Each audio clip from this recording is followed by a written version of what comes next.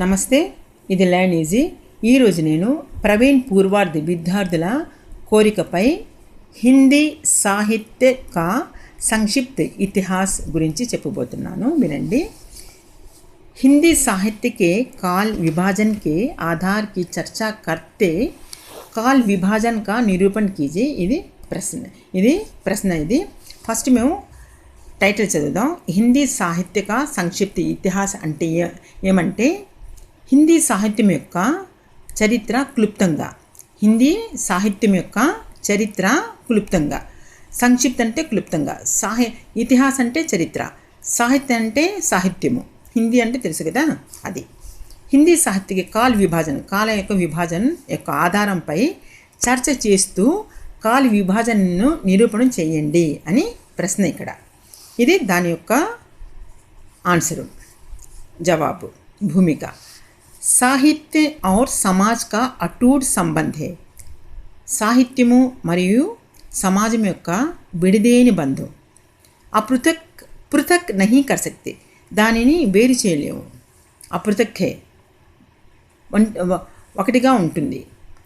అన్యోన్యశ్రిత్ హే, స్వతంత్రంగా ఉంటుంది. అంటే రెండు కలిసి ఒకటిగా స్వతంత్రంగా ఉంటుంది. సాహిత్యకార్ సమాజ్ మే హీ రహతా హై, సాహిత్యకారులు సమాజంలో ఉంటారు. సామాజిక్ జీవి హే, సమాజం యొక్క జీవులు ఎవరు? సాహిత్యకారులు. సమాజ్ మే జో కుచ్ హోతా హై और परिवर्तन होता है उसी का प्रतिबिंब సాహిత్య మే దిఖాయి దేతా హై. సమాజంలో ఏం జరుగుతుంది, ఏం పరివర్తనాలు వస్తాయి, దాని యొక్క ప్రతిబింబము సాహిత్యంలో కనబడుతుంది. సాహిత్య సమాజ కా దర్పణ హై, సాహిత్యము సమాజం యొక్క అద్దము. सामाजिक जीवी होने से अपने कृति में भी समाज के दशा के अनुसार देश कालानुसार प्रतिबिंबित करता है. తను ఒక సామాజిక జీవి కనుక తన యొక్క సాహిత్యంలో సమాజం యొక్క దశ కాలానుసారము తన ప్రతిబింబం చేసి అది తన సాహిత్యం ద్వారా వ్యక్తపరుస్తారు. साहित्य के काल विभाजन का नामकरण भी रचनाओं के कृतियों के आधार पर होता है. ఒక సాహిత్యం యొక్క కాలం విభాజనం కూడా, దాని యొక్క నామకరణం కూడా రచనలు మరియు సాహిత్యముపై ఆధారపడి ఉంటుంది. आचार्य रामचंद्र शुक्ला जी ने प्राचीन काल से अपने समय तक उपलब्ध सभी ग्रंथों का अवलोकन करने के बाद हिंदी साहित्य का काल विभाजन किया. శ్రీ ఆచార్య రామచంద్ర శుక్లజీ తను ప్రాచీన కాలం నుంచి తన సమయం వరకు లభించిన అన్ని గ్రంథాల యొక్క అవలోకనం చదివిన తర్వాత సాహిత్యం కాలం యొక్క విభాజనం చేశారు. అది ఈ ప్రకారం ఉంది. ఇస్ ప్రకార్ కాల విభాజన్ కియా హై, తను ఈ విధంగా కాల విభాజన చేశారు. वीर गाथा काल संवत 1050 से होकर 1375 तक. वीरगाथा काल संवत 1050 से होकर 1375 तक. भक्ति काल संवत 1375 से होकर 1700 तक. भक्ति काल. रीति काल संवत 1700 से होकर 1900 तक.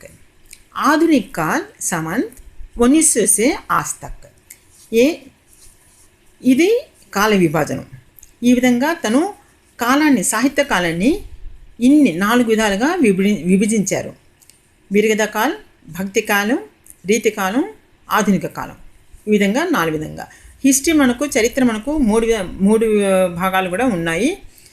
ప్రాచీన కాలం, మధ్యకాలం, ఆధునిక కాలం. Ancient times, middle times, modern times. అది ఇక్కడ శుక్లాజీ గారు ఈ విధంగా కాల విభాజన చేశారు, హిందీ సాహిత్యం యొక్క కాల విభాజనం. यद्यपि बाद के विद्वानों ने काल विभाजन में सुधार या संशोधन किया, फिर भी उन सभी का आधार रामचंद्र शुक्ला जी का काल विभाजन ही रहा. తర్వాత ఎందరో విద్వానులు దీని కాల విభాజన చేశారు, దాని విమర్శన కూడా చేశారు. కానీ అందరి యొక్క కాల విభాజనం ఇతనితో కలుస్తూ మెలుస్తూ ఉండింది. द्विवेदी जी ने इतिहास संबंधी 2 अन्य पुस्तकें भी लिखी. ద్వివేది గారు దీని హిందీ సాహిత్యం పట్ల 2 పుస్తకాలు కూడా రాశారు, 2 గ్రంథాలు కూడా రాశారు. హిందీ సాహిత్య కా ఉద్భవ్ ఒక పుస్తకం और विकास तथा హిందీ సాహిత్య కా ఆదికాల్ ఈ 2 పుస్తకాలు ద్వివేది जी గారు రాశారు. डॉक्टर वर्मा ने प्रारंभिक काल को संधि काल और चरण काल को 2 काल खंडों में बांटा. काल विभाजन इस प्रकार रहा.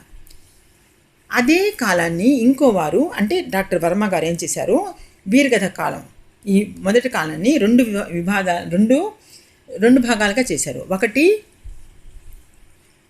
చరణ్ కాల్, రెండోది चरण काल संधि काल. संधि काल 750 से होकर 1100 तक, चरण काल संवत 1100 से होकर 1375 तक, भक्ति काल संवत 1375 से होकर 1700 तक, रीति काल संवत 1700 से होकर 1900 तक, आधुनिक काल संवत 1900 से आज तक. तनु డాక్టర్ వర్మ గారు కాల విభాజాన్ని ఈ విధంగా చేశారు. ఒకే ఒక కాలాన్ని 2 భాగాలు చేశారు. అది వీరగత కాలం. మిగతా కాలంతా ఆల్మోస్ట్ ఒకేలాగా ఉన్నాయి. తర్వాత ఇంకొకరు ఏంటంటే అంటే చాలామంది చేశారు కదా, అది ఒక్కరొకరి గురించి ఇక్కడ రాయబడింది. డాక్టర్ లక్ష్మీ సాగర్ वर्णय्य ने अपने हिंदी साहित्य का संक्षिप्त इतिहास नामक ग्रंथ में आदिकाल के बाद भक्ति काल को पूर्व मध्यकाल का नाम दिया और रीति काल को उत्तर मध्यकाल बताया. इतनु वर्मा వీరగత కాలాన్ని 2 భాగాలు చేశారు. డాక్టర్ లక్ష్మీ సాగర్ వన్నయ్య మధ్యకాలాన్ని 2 భాగాలు చేశారు. భక్తి కాలాన్ని మధ్యకాల, రీతి కాలాన్ని ఉత్తర మధ్యకాల అని చెప్పారు. డాక్టర్ విజేంద్ర స్నాతక్ ద్వారా రచిత్ హిందీ సాహిత్య కా ఇతిహాస్ भी ప్రమాణిక. దీనికి ఈ పుస్తకం వీరు రాసిన డాక్టర్ విజేంద్ర స్నాతక్ ద్వారా రాసిన హిందీ సాహిత్య కా ఇతిహాస్ దానికి ప్రమాణం. హిందీ సాహిత్య కా నయా ఇతిహాస్, ఇది పేర్లు, పుస్తకాల యొక్క పేరు. హిందీ సాహిత్యం అని తెలుసు కదా, హిందీ సాహిత్యం యొక్క ఇతిహాస్ అంటే చరిత్ర, నయా ఇతిహాస్ అంటే ఆధునిక చరిత్ర. नामक अपने ग्रंथ में डॉक्टर राजेंद्र मिश्र कहते हैं कि आधुनिक काल बहुत बड़ा है. ఆధునిక కాలం చాలా పెద్ద. తన యొక్క ఈ పుస్తకంలో హిందీ సాహిత్య కా నయా ఇతిహాస్ పేరుగల గ్రంథంలో డాక్టర్ రాజేంద్ర మిశ్ర చెప్తున్నారు, హిందీ ఆధునిక కాలం చాలా పెద్దది. అథా आज़ादी के बाद के काल को उत्तर आधुनिकता काल कहा जा सकता है. అందుకని ఆధునిక కాలాన్ని 2 భాగాలుగా చేశారు. అంటే ఆజాదీ అంటే స్వతంత్రం వచ్చిన తర్వాత కాలాన్ని ఉత్తర ఆధునిక కాల్ అని చెప్పగలము. ఆధునిక కాల్ में ही गद्य का विकास हुआ है. పద్య గద్య అంటే ప్రోజ్, పద్య అంటే పోయిట్రీ, గద్య అంటే ప్రోజ్, ప్రోజ్ యొక్క వికాసం జరిగింది అని వీరు చెప్పారు. తర్వాత आधुनिक काल के प्रारंभिक युग को अनेक उपविभागों में बांट सकते हैं. అంటే ఆధునిక కాలాన్ని ఇంకా చిన్న చిన్న విభాజనలు కూడా చేయగలము. అది ఎలాగంటే భారతేందు యుగ్, ద్వివేది యుగ్, ఛాయావాద్, ప్రగతివాద్, ప్రయోగవాద్, నమోనుత్థాన్. ఈ విధంగా ఈ కాల విభాజాన్ని ఆధునిక కాలాన్ని ఇన్ని చిన్న చిన్న ఖండాలుగా చిన్న చిన్న విభాజన కూడా చేయగలము. ఈ విధంగా ఒక్కొక్కరు తన సాహిత్యం యొక్క కాలాన్ని విభజించారు. కానీ ఇవన్నీ కాలాలు చూసినా కానీ ఫస్ట్ డాక్టర్ రామచంద్ర శుక్లాజీ చెప్పిన కాలానికి ఇంచుమించు ఒకేలాగా ఉంటాయి. అంటే సాహిత్యం హిందీ సాహిత్యం మరియు సమాజం యొక్క సంబంధం ఎలా ఉండింది, సాహిత్యం ఏ కాలంలో ఏ స్థాయిలో ఉండింది, ఏ కాలంలో చాలా ప్రగతి చేసింది, ఇవన్నీ ఈ చాప్టర్లో మేము చదివాము. అంటే హిందీ సాహిత్యక చరిత్ర, సంక్షిప్త చరిత్ర అంటే క్లుప్తమైన చరిత్ర.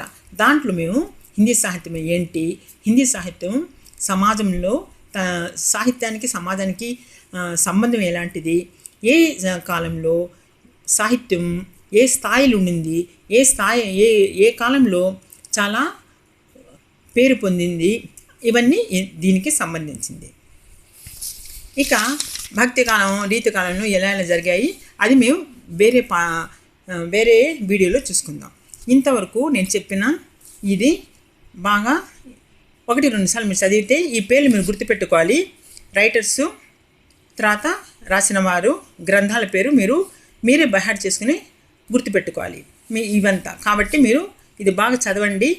నెక్స్ట్ అప్లోడ్ వరకు ఇప్పుడు నేను చెప్పిన విధానం మీకు నచ్చితే నా ఛానల్ని సబ్స్క్రైబ్ చేయండి, లైక్ బటన్ నొక్కండి, మీ సలహా భాషలు ఇవ్వండి.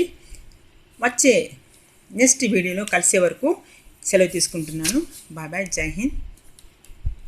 బాయ్ బాయ్, జై హింద్.